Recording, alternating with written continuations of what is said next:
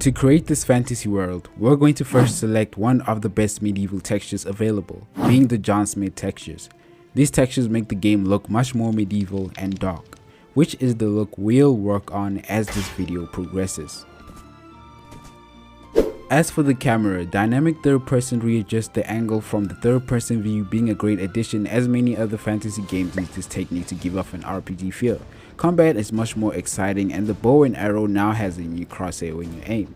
One thing I'd like to highlight for you is that the camera auto switches to first person when in tight spaces, and it offers an optional UI with the CamiScript pack where you can tweak the settings to your liking. For example, increasing the additional distance to see a wider area. We can totally make things much better. Simple HP displays the health of an entity above their head with a cool display, which is great for an RPG. Note that some mobs like the pig are not covered as John Smith overlays their textures.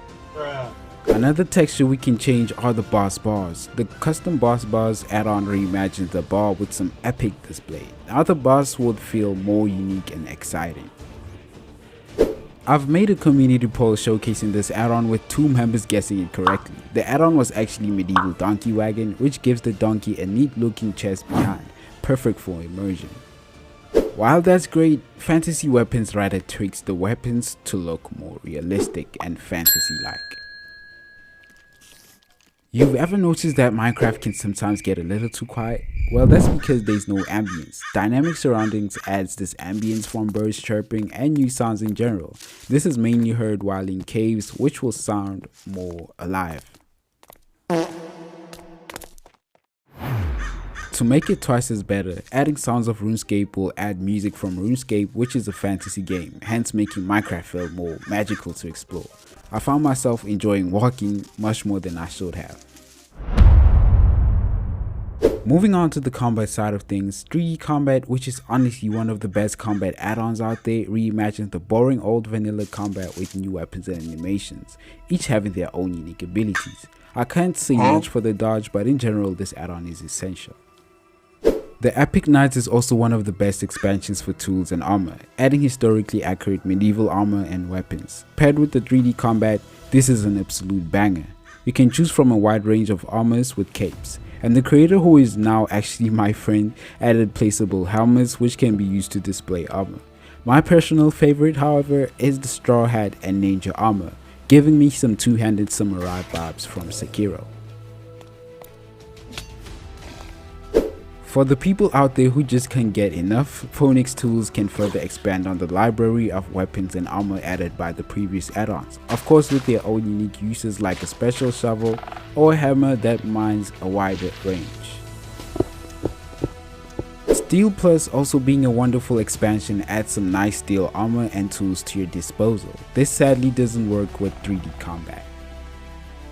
Now moving onwards to ranged attacks, Magical Warfare is a perfect selection for this list, giving you a huge library of spells you can choose from the starter NPC, based on the element you've chosen. In my opinion, the fire abilities really stand out and have some destructive abilities that you have to be cautious when using, or else you'd find yourself either exploding out of nowhere in a burning chaos. For example, the ultimate spell summons magma blocks to hover and deal ongoing damage to hostile mobs, but if you linger for too long, they will explode. Trust me, you don't want this to happen, as in my personal playthrough this happened, so you might as well as run. An opposite to the fire element, obviously being frost, also has amazing spells you can choose from, like summoning a snowman variant that shoots frost shards towards enemies, or an ability to create a frost prison, or even make shards rain from above your enemies. Much like RPG games with races and classes, Origins implements that into Minecraft, allowing you to choose from multiple races and classes, each with their pros and cons, but I trust you will choose one that's the best for you.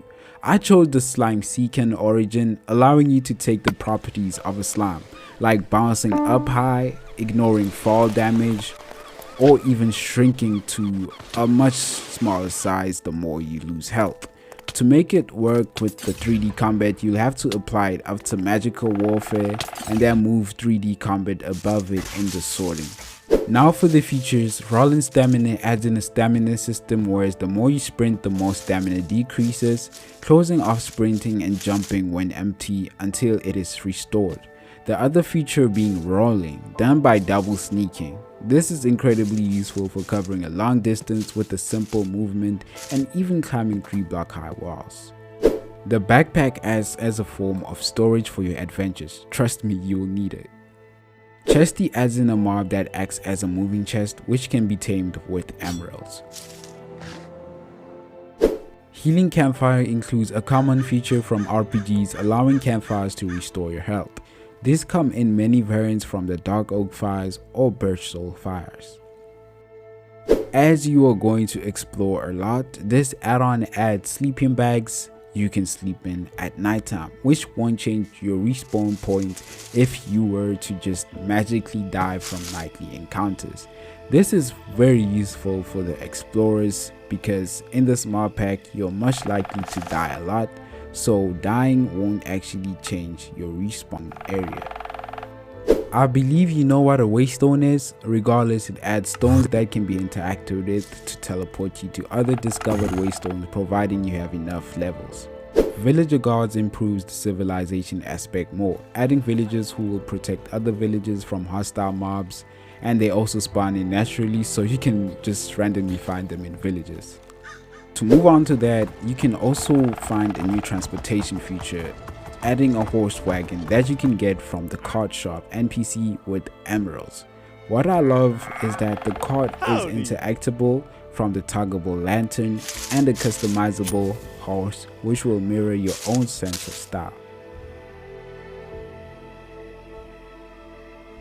A secret feature is that it can grief blocks if enough speed is reached.